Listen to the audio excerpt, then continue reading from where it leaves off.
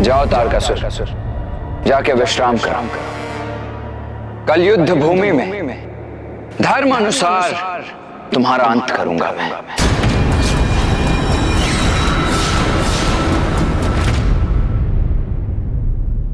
मैं कुछ समझी नहीं ब्राह्मण देवता। जब उनके पास अवसर था तो कुमार कार्तिकेय ने तारकासुर का वध क्यों नहीं किया? क्या युद्ध के नियम इसकी अनुमति नहीं देते?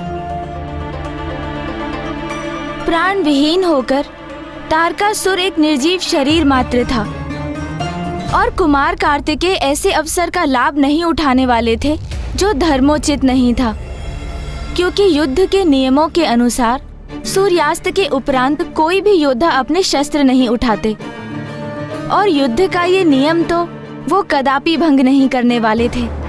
और वो प्राण विहीन तारकासुर को एक और अवसर प्रदान करना चाहते थे जिससे वो अपनी शेष शक्तियों का संचय कर उनसे युद्ध कर सकें।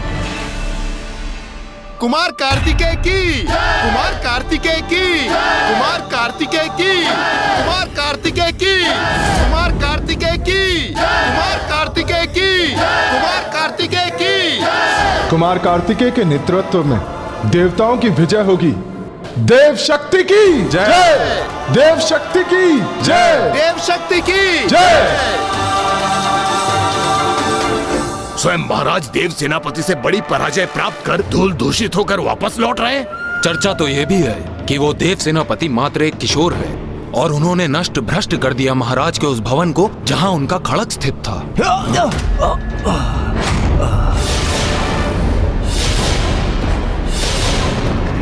महाराज संभल के, आप ठीक तो हैं?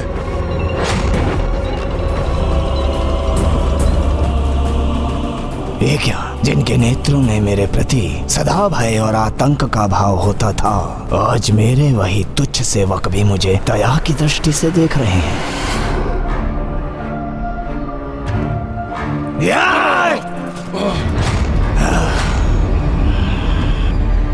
किसी की दया का पात्र नहीं बनेगा त्रिलोक विजेता तारकासुर।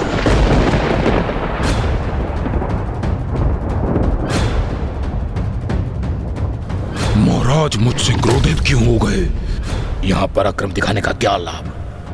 जहाँ दिखाना था वहाँ तो कुछ हुआ ही नहीं। मुझे तो असुर महाराज महायोद्धा तारकासुर से बहुत आशाएं थी, किंतु इन्हें देखकर तो अब निराशा ही हो रही है। एक ही क्रीड़ा में ये कैसी अवस्था हो गई है इनकी। यहाँ पराक्रम दिखाने का क्या लाभ? कुछ हुआ ही नहीं। जहाँ दिखाना तो था असुर महाराज महायोद्धा तारकासुर से बहुत महाराज महायोद्धा तारकासुर से बहुत आशाएं थी, किंतु इन्हें देखकर तो अब निराशा ही अवस्था हो गई है। पराक्रम दिखाने का कैसी अवस्था हो गई है? ये कैसी अवस्था हो गई है? कुछ हुआ ही नहीं।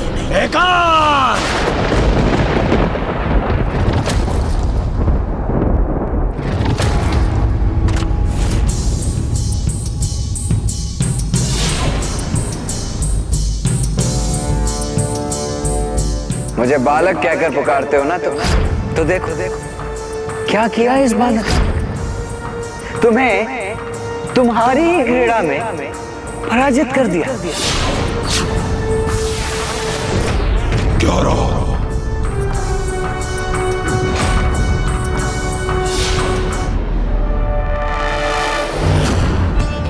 मदिरा,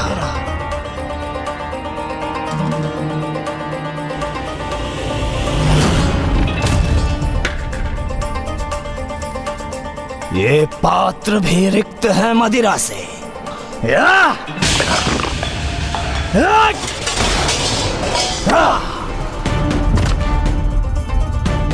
पराजित नायक का एक कीट भी सम्मान नहीं करता। आज एक कीट समान तुच्छ प्रहरी मेरा उपहास करने का दुस्साहस कर रहे हैं, तो फिर कल मेरी राजसभा में मेरे सेनापति मेरा सम्मान कैसे करेंगे? नहीं, ऐसा नहीं हो सकता। अपना अपमान सहन नहीं करूंगा मैं। सभी को एकत्रित करो अखाड़े में, अभी इसी क्षण।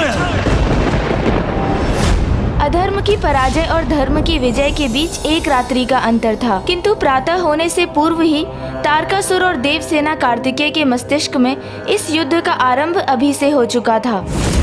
देव सेनापति कुमार कार्तिकेय की जय। आप सभी मेरी जय जयकार नहीं कीजिए, क्योंकि मैंने जो भी किया है वो तो मेरा कर्तव्य है और मैंने तो मात्र अपना कर्तव्य निभाया है। आज जो आंशिक विजय हमें प्राप्त हुई है वो देवराज इंद्र, वायुदेव और कुबेर देव जी के सहयोग के बिना असंभव थी। महादेव, माता पार्वती, नारायण और ब्रह्मदेव जी के आशीष ने ही हमें सामर्थ्य प्रदान किया जिससे हम ये सफलता प्राप्त कर सके। और उन्हीं के आशीष से कल मैं युद्ध भूमि में ताड़कासुर के आतंक का भी अंत करूंगा। हर हर महादेव, हर हर महादेव, हर हर महादेव, हर हर महादेव, हर हर महादेव, हर हर महादेव।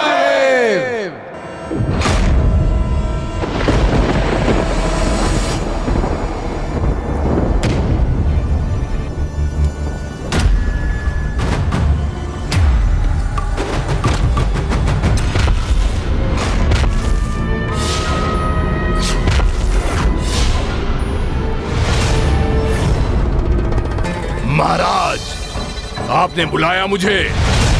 बस बस, बहुत हो गया।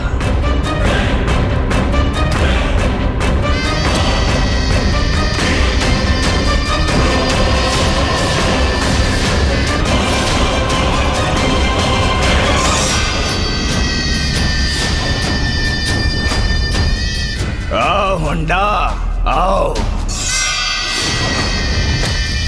आदेश दीजिए महाराज, किसका वध करना है मुझे? वध करना है मुझे, वध करना है मुझे। मेरे अति भयंकर घातक योद्धा होना तुम। महाराज, ये कैसा प्रश्न कर रहे हैं? क्या अर्थ है उनके इस कथन का? जी महाराज।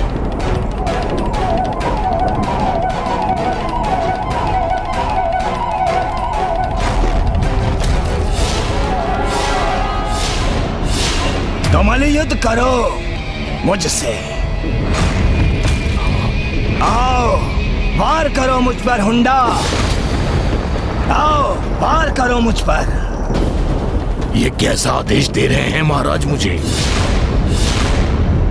क्यों, क्या हुआ? मेरे आदेश का पालन नहीं करोगे तुम? महाराज, आपसे मल्ल युद्ध आपके इस सेवक को उचित नहीं प्रतीत हो रहा है महाराज। कदाचित आज जो कुछ भी मोक्ष द्वार की क्रीड़ा में हुआ उसके उपरांत तो आपको विश्राम करना चाहिए महाराज। मेरा खड़ा!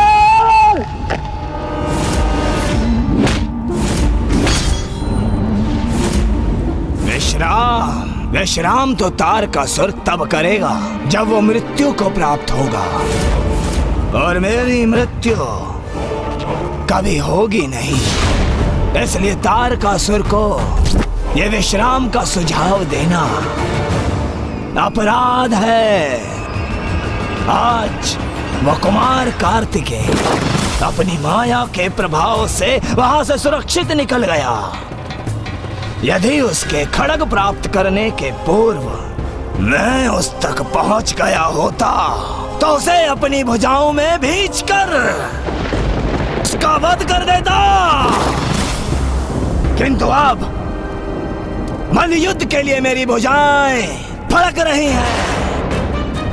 आओ, आओ हुंडा, प्रहार करो मुझ पर। जो आज्ञा महाराज।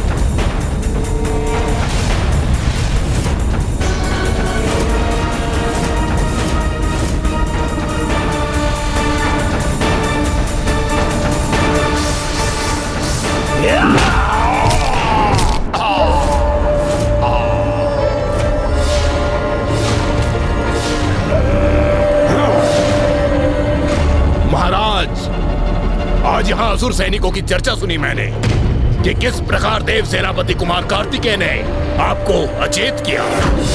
आप अपनी जीर्ण शीर्ण अवस्था में हैं, इसलिए मैं अपनी संपूर्ण शक्ति का प्रयोग नहीं कर रहा था। आहत मैं नहीं, वो होगा जो मुझसे युद्ध करेगा। तो आओ हुंडा, अपने संपूर्ण बल का प्रयोग कर सामना करो मेरा। आओ आओ।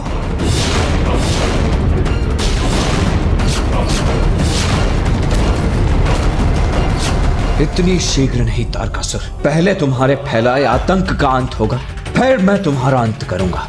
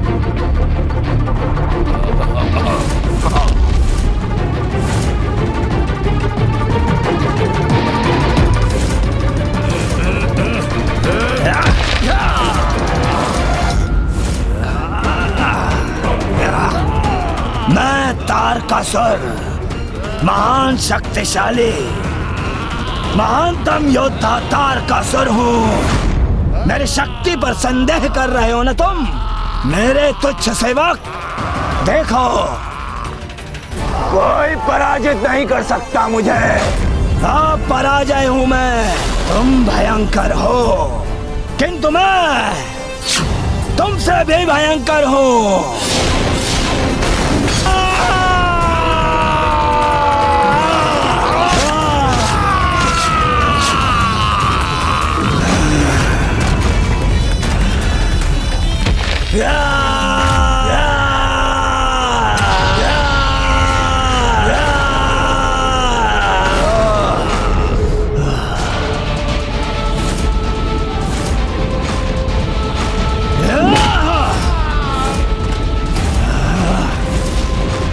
कोई नहीं टिक सकता मेरे समक्ष, कोई नहीं। तारकासुर जहां अपने अहंकार के लिए अपने ही सैनिकों का वध कर रहा था, वहीं कुमार कार्तिकेय देवों की रक्षा के लिए अधर्म पर धर्म की विजय का अभ्यास करने में लगे थे।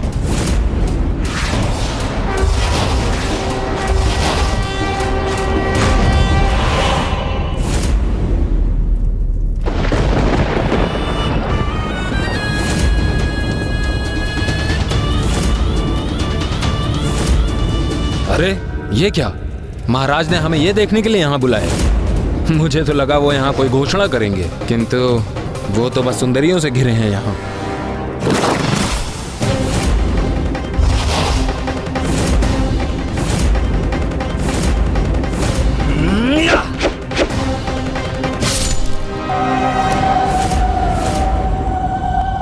है कोई यहाँ जिसके मन में मुझे लेकर कोई संदेह है?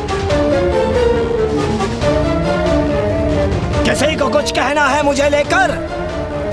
कोई चर्चा करनी है? यही हूं मैं तुम्हारे समक्ष। असुर महाराज तारकासुर की जय! महाराज तारकासुर की जय! महाराज तारकासुर की। अपने इन सैनिकों की आस्था तो पुनः प्राप्त कर ली मैंने, और मेरे सेनापति भी सम्मान की दृष्टि से देखेंगे मुझे।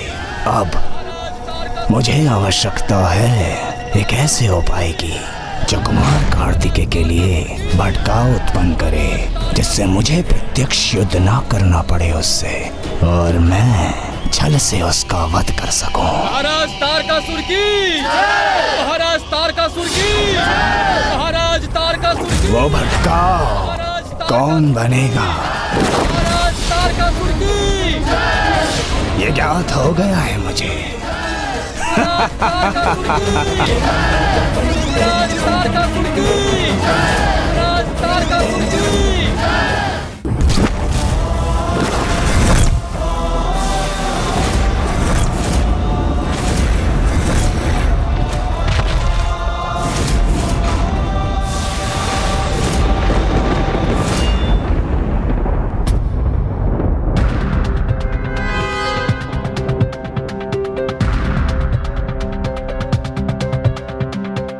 महाराज, रात्रि के इस पहर में आपने हम सभी को यहाँ क्यों एकत्रित किया? मैं बहुत थक गया हूँ अट्टासुर, बहुत। प्रतीत होता है कि अब महाराज को समझ में आ रहा है कि उनका सामना किस विलक्षण योद्धा से हुआ है। महाराज, आप पर क्या बीत रही है यह मैं समझ सकता हूँ। आप मोक्ष द्वार की क्रीड़ा में है। आपको कुमार कार्तिकेय की अद्भुत शक्ति का परिचय जो प्राप्त हुआ है, आपने उन्हें अपने माया जाल को भंग करते हुए जो देखा, तो अब तो कुमार कार्तिकेय की अपार शक्ति का प्रमाण प्राप्त हो गया ना आपको। महादेव के अंश हैं वो महाराज, अजय हैं। मैं तो सदा से आपका हितैषी रहा हूं महाराज, इसलिए मेरी मानिए, आप उनसे सुलह स्थापित कर लीजिए, अन्यथा आपका हट आपके साथ साथ समस्त असुरों के लिए अत्यंत भयंकर होगा महाराज। उचित कह रहे हैं महाराज। हाँ, यही उचित होगा, सुलह करना ही उचित होगा महाराज। किंतु असर उचित करते ही तो नहीं है अट्टासुर। अभी तो उस कुमार का सामना मेरे अन्य छुपे वारों से होना शेष है।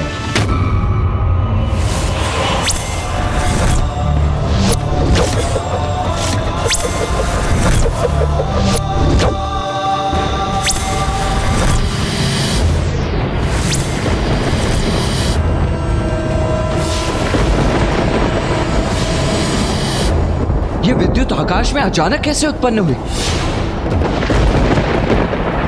और ये इस विशाल पक्षी पर आरूढ़ कौन है?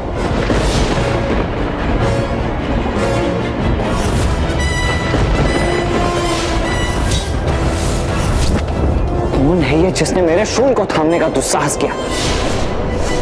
अभी तो प्रातः भी नहीं हुई है और ये असुर अभी से अपने विनाश को तत्पर है। माँ के दिए इस अस्त्र को अपने अपवित्र हाथों से छूकर उन्होंने अभी से युद्ध की घोषणा कर दी है। अब तो युद्ध होगा, भीषण युद्ध।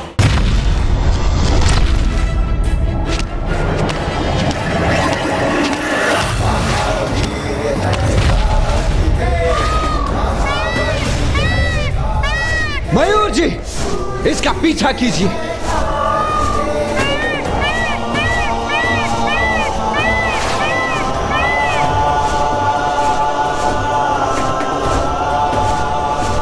रुको, मेरा शूल अपने साथ ले जाने का दुस्साहस कैसे कर रहे हो तुम?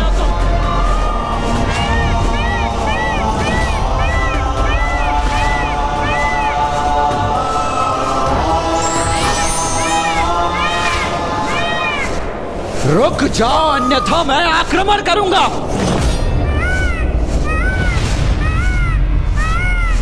कौन हो तुम? स्वयं को प्रकट करो मेरे समक्ष।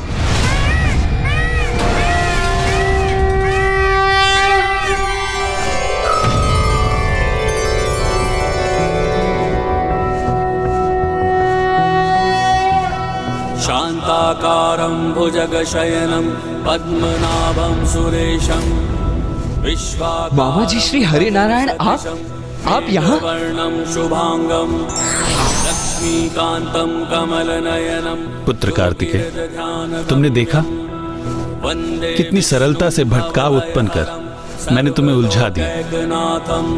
पुत्र, मैं तुम्हें सावधान करने आया हूं।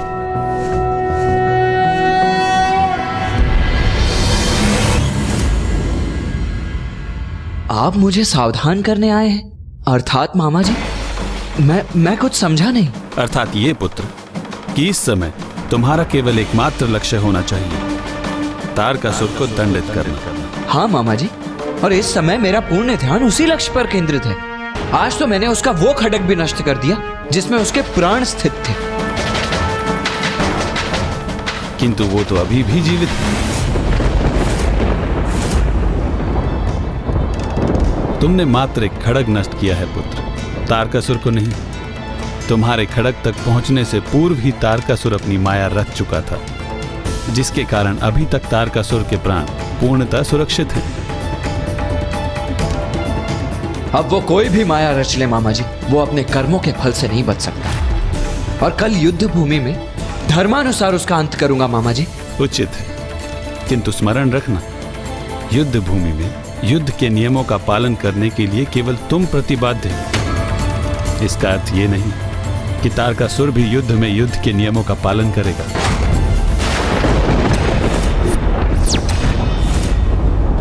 आपके अहंकार के कारण हम सभी का अंत हो, ये कदापि उचित नहीं है। इसीलिए स्वर्ग देवताओं को लौटा दीजिए महाराज, और कुमार कार्तिकेय से क्षमा याचना कीजिए। यदि आप वास्तव में प्रायश्चित करेंगे तो वो अवश्य आपको क्षमा कर देंगे महाराज। सर्वथा उचित कह रहे हो तुम अट्टासुर। तो क्यों महाराज शांति वार्ता के लिए मान गए? ये तो बस कुमार कार्तिकेय के विरुद्ध मेरी अगली चाल का एक आरंभ मात्र है अट्टासुर।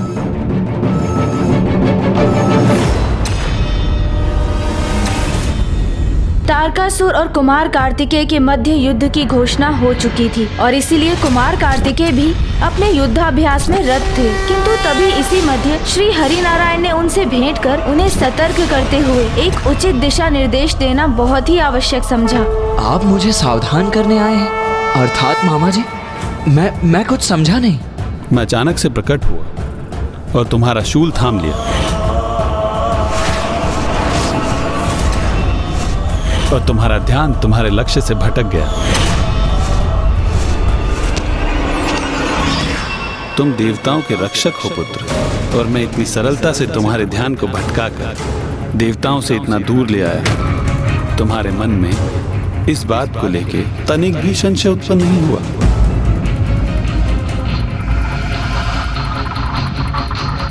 पुत्र, तारकासुर में नैतिकता लेश मात्र भी नहीं है, इसलिए वो अवश्य कोई अनैतिक उपाय का प्रयोग करेगा।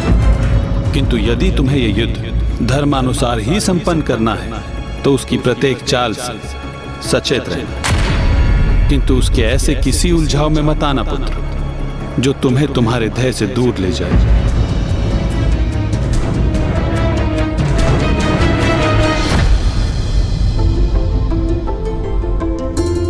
उचित है मामा जी, मेरा मार्गदर्शन करने के लिए आपको कोटि कोटि धन्यवाद। विजयी भव पुत्र, विजयी भव पुत्र।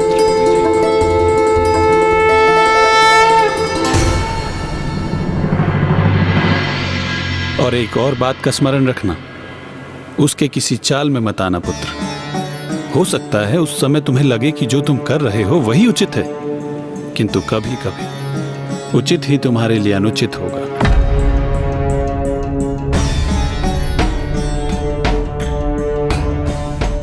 सर्वथा उचित कह रहे हो तुम अट्टासुर।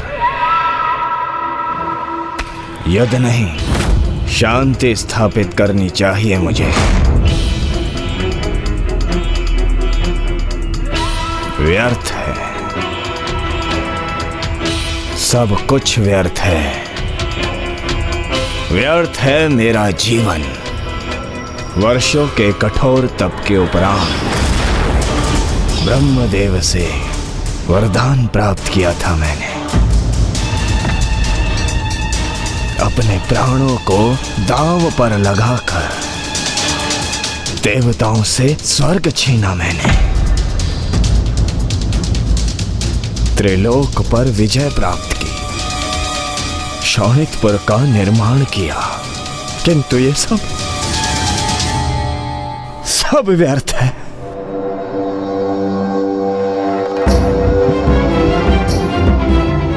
मेरा एक ही स्वप्न था कि हम असुरों को भी देवताओं के समान सम्मान और प्रतिष्ठा प्राप्त हो। मैंने जो भी किया ये मानकर ही किया कि हम असुरों के लिए सर्वाधिक महत्वपूर्ण होती है उनकी प्रतिष्ठा। किंतु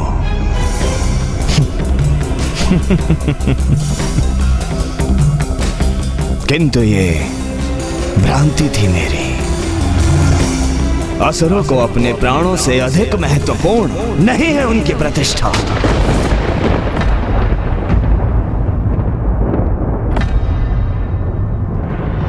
तो बताओ मुझे, अट्टासुर कहता है कि मैं देवताओं के समक्ष अपने घुटने टेक दूं, किंतु मैं पूछता हूं आप सबसे, सदा अन्याय किया है ना उन देवताओं ने हमारे साथ?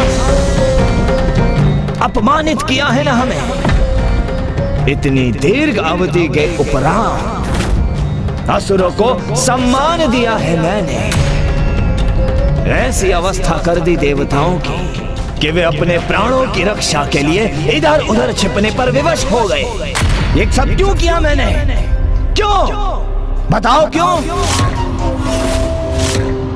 क्योंकि मैं तारकासुर समर्पित हूं असुर समाज के लिए।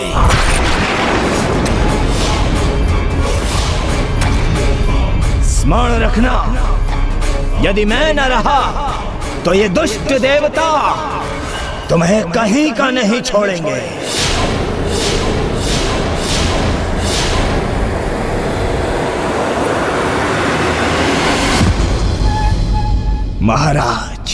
महाराज तो जनता का सेवक होता है। आज तक मैं आप सबके लिए लड़ता रहा, किंतु अब यदि आपकी यही इच्छा है कि मैं आत्मसमर्पण कर दूं, तो मैं वही करूंगा। समर्थ होते हुए भी आप सभी के लिए ये घोर अपमान भी सह लूंगा मैं।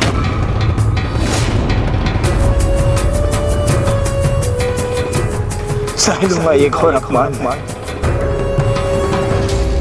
नहीं महाराज, ये आप क्या कह रहे हैं? आप उठिए।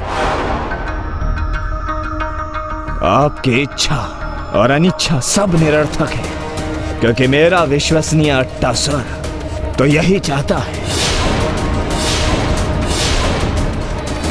महाराज, मेरा ये अर्थ कदापि नहीं था। बस शांत रहो अट्टासुर, तुम्हें जो कहना था सो कह लिया। यही है तुम्हारी स्वामी भक्ति कि तुम्हारे महाराज के सबसे बड़े युद्ध की पूर्व संध्या पर तुम उनके उत्साह को इस प्रकार खंडित कर रहे हो।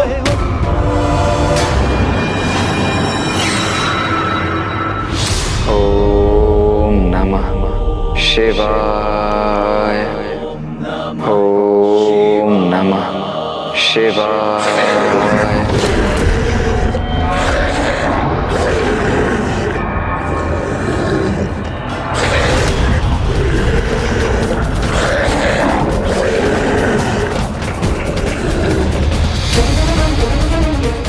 ये तो किसी पक्षी का स्वर प्रतीत हो रहा है, किंतु एक पक्षी इतनी रात्रि में इस प्रकार क्यों चित्कार कर रहा है?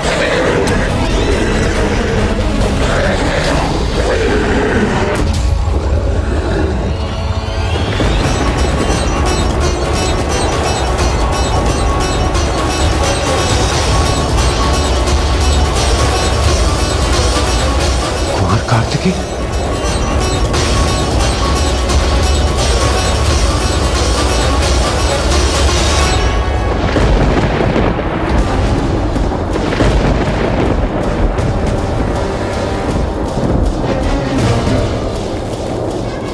हमें विचित्र स्वर में किसी की चित्कार सुनाई थी, इसलिए हम सब बाहर चले आए। किंतु कुमार कार्तिकेय यहाँ हुआ क्या है? वो स्वर और चित्कार तो मुझे भी सुनाई दी देवराज। वो देखिए, ऐसा प्रतीत हो रहा है तारकासुर के भवन से कोई इसी ओर आ रहा है।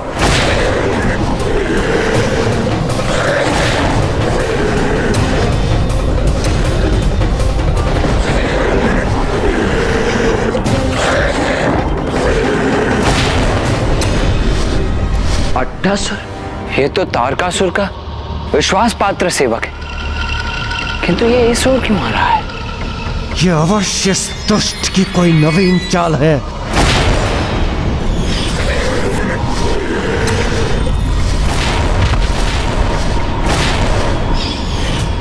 ये तो वही पक्षी है जो तारकासुर का दूत बनकर गंधर्व राजकुमार का शीश हमारे समक्ष फेंक गया था। ये वही है। हाँ, ये वही है जिसके कारणवश ये युद्ध आरंभ हुआ था।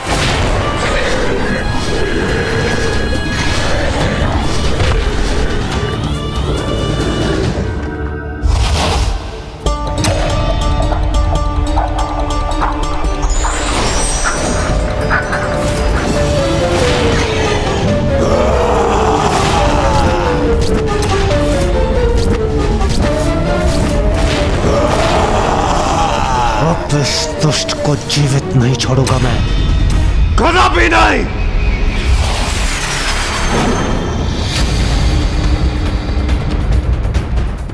आज हम तुम्हारा शीश भेजेंगे तारकासुर के पास। रुक जाइए आप सब।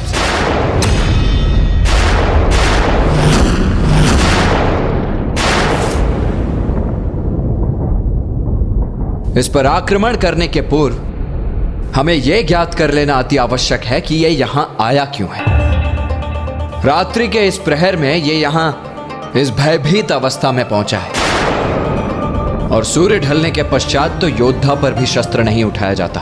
फिर यह तो निहत्था है। इसीलिए हमारा यह कर्तव्य बनता है कि हम यह ज्ञात करें कि इसका आशय क्या है। अपने अस्त्र सभी हटाइए।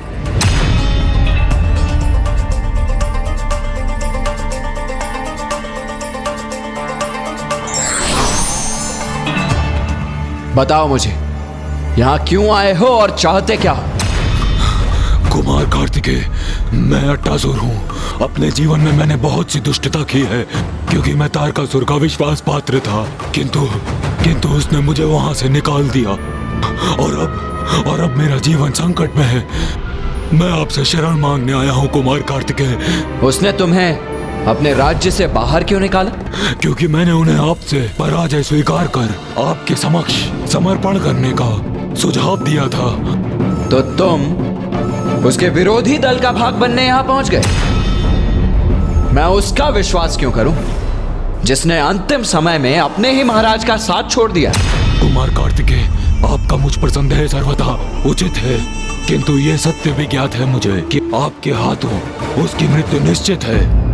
और उसका हितैषी होने के नाते मैं उनको बार बार यही समझाता रहा, किंतु मुझे समझने के स्थान पर उसने तो अन्य असुरों को मेरे विरुद्ध भड़का दिया। बस शांत रहो अट्टासुर। तुम्हें जो कहना था सो कह लिया। यही है तुम्हारी स्वामी भक्ति कि तुम्हारे महाराज के सबसे बड़े युद्ध की पूर्व संध्या पर तुम उनके उत्साह को इस प्रकार खंडित कर रहे हो। भयंकर दंड मिलना चाहिए अट्टासुर को। इसे दंड दीजिए महाराज। कल देवताओं का अंत करने से पहले इसका भोज करने दीजिए हमें। हाँ, मार डालो इसे, मार डालो इसको, मार डालिए अट्टासुर, मार दीजिए इसको, मार दीजिए इसे, मार दीजिए अट्टासुर को, मार दीजिए अट्टासुर को, मार दीजिए अट्टासुर, मार डालिए इसे। महाराज नहीं, महाराज नहीं, महाराज नहीं, अट्टासुर को मार दीजिए, मार डालिए इसे।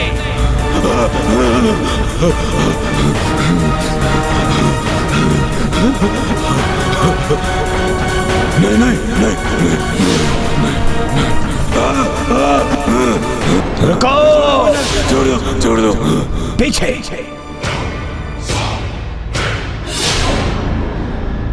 इतने वर्षों से ये मेरा निष्ठावान सेवक था, इसलिए इसकी एक भूल क्षमा कर मैं इसे जीवन दान प्रदान कर रहा हूं।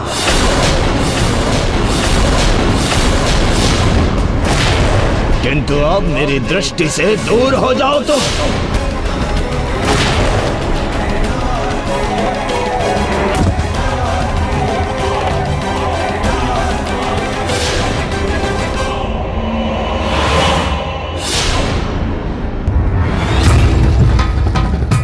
यदि आपका आदेश होगा तो मैं यहाँ से चला जाऊंगा, किंतु फिर मैं जीवित कदापि नहीं रह सकूंगा, क्योंकि अन्य असुर मुझे जीवित नहीं छोड़ेंगे।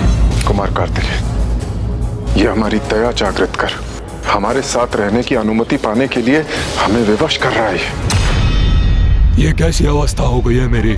एक असुर होकर मैंने सदैव अपने महाराज को सुपथ पर चलने का सुझाव दिया, किंतु क्या हुआ उसका परिणाम? मेरा अपमान हुआ, असुर साम्राज्य से मुझे बाहर कर दिया गया। किंतु मैं आपके पास शरण प्राप्त करने आया हूँ, पर यहाँ भी मेरा अपमान ही हुआ। बंद करो इन्हें स्वांग को और चले जाओ यहाँ से। ये इन असुरों की कोई नई चाल है। तुम्हारे लिए यहाँ पे कोई स्थान नहीं, तुम जा सकते हो। हमारी कोई चाल नहीं है ये।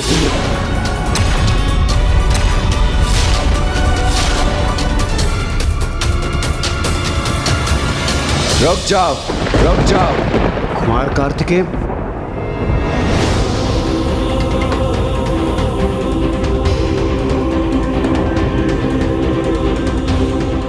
ये जो भी है, किंतु यहां एक शरणार्थी बनकर आया है और धर्म के अनुसार शरणागत की रक्षा करना हमारा कर्तव्य है।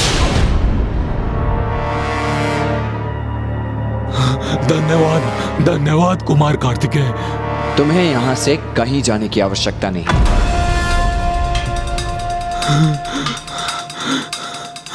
तुम्हें यहां रहने की अनुमति है।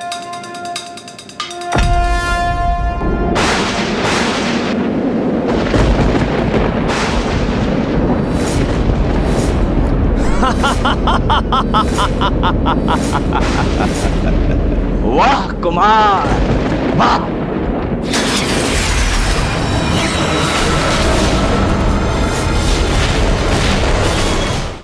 कुमार कार्तिकेय, मेरे शत्रु को शरण देने का दुस्साहस कैसे किया तुमने?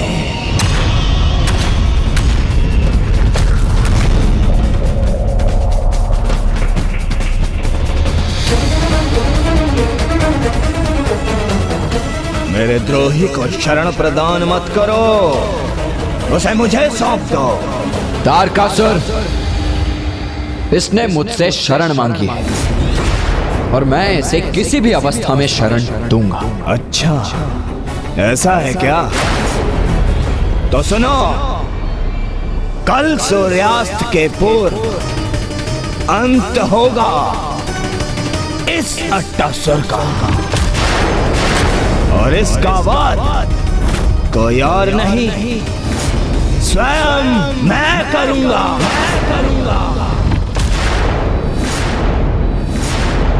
और मैं ऐसा कदापि नहीं होने दूंगा। ये मेरा वचन है, वचन है।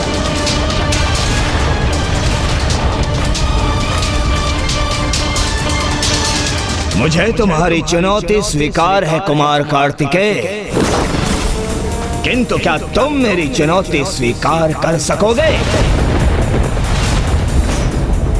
यदि कल मैंने सूर्यास्त से पूर्व इसका वध कर दिया, तो क्या तुम अपनी पराजय स्वीकार कर अग्नि की चिता में प्रवेश कर आत्मदाह करोगे? आत्मदाह करोगे?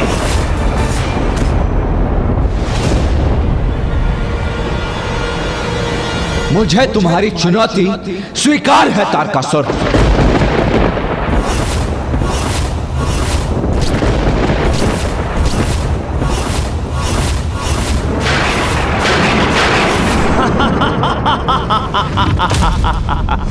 तारकासुर को ज्ञात था कि असुर समुदाय से निकालने जाने के पश्चात अट्टासुर के पास मात्र अब एक ही विकल्प शेष होगा, कुमार कार्तिकेय के पास जाकर शरण लेना। और वो दुष्ट तारकासुर यही तो चाहता था, क्योंकि उसने एक कुटिल योजना अनुसार अट्टासुर नामक अस्त्र का प्रयोग कुमार कार्तिकेय के विरुद्ध किया था। तारकासुर को ज्ञात था कि सदा धर्म पथ पर चलने वाले देवता उसकी इस चाल में अवश्य ही फंसेंगे। उसके किसी चाल में मत आना पुत्र। हो सकता है उस समय तुम्हें लगे कि जो तुम कर रहे हो वही उचित है, किंतु कभी कभी उचित ही तुम्हारे लिए अनुचित होगा। नहीं, ये मैंने क्या कर दिया? श्रीहरि नारायण ने उन्हें चेतावनी दी थी, किंतु फिर भी अपने सरल स्वभाव और अपनी धर्मपरायणता के कारण वो तारकासुर के कपट जाल में उलझ ही गए। कुमार कार्तिकेय का ध्यान 3 दिशाओं में बट गया था, अपने शरणागत अट्टासुर की रक्षा, देवताओं की सुरक्षा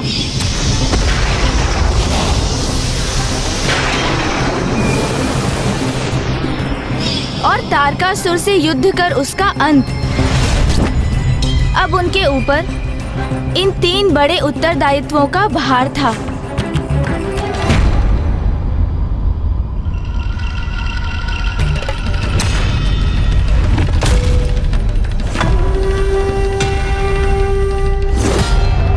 देवता महायोद्धा होंगे, किंतु अपने स्वर्ग में।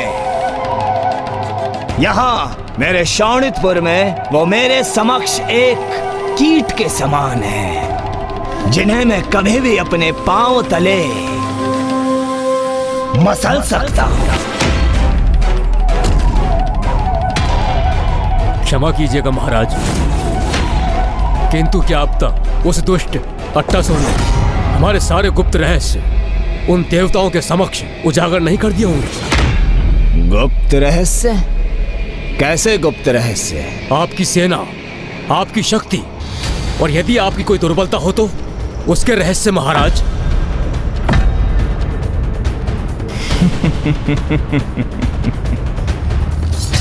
तुम दीर्घ काल से मेरे प्रहरी हो। क्या तुम्हें मेरे गुप्त आयुध, मेरे गुप्त शक्तियों का ज्ञान है?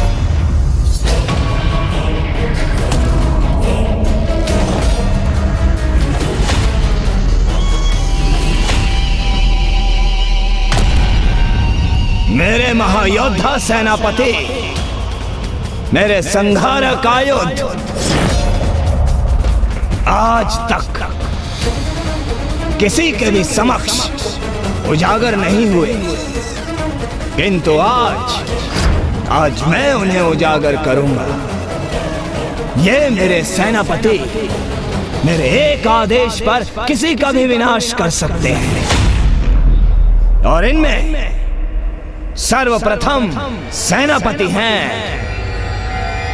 हंतक।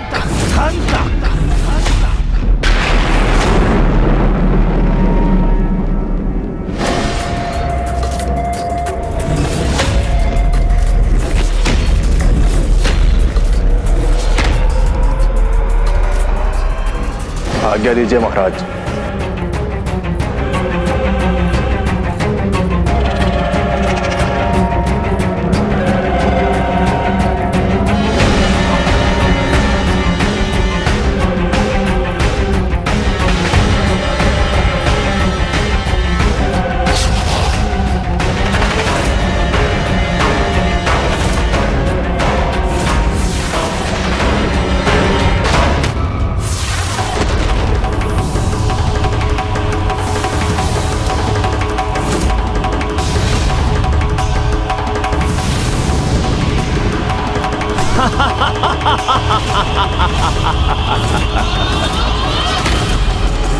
अधर्म पर धर्म के इस होने वाले महायुद्ध के बीच मात्र एक रात्रि शेष थी, किंतु प्रातः से पूर्व रात्रि के हर क्षण में भी बहुत कुछ शेष था, जिसका प्रभाव सीधा युद्ध पर पड़ना निश्चित था।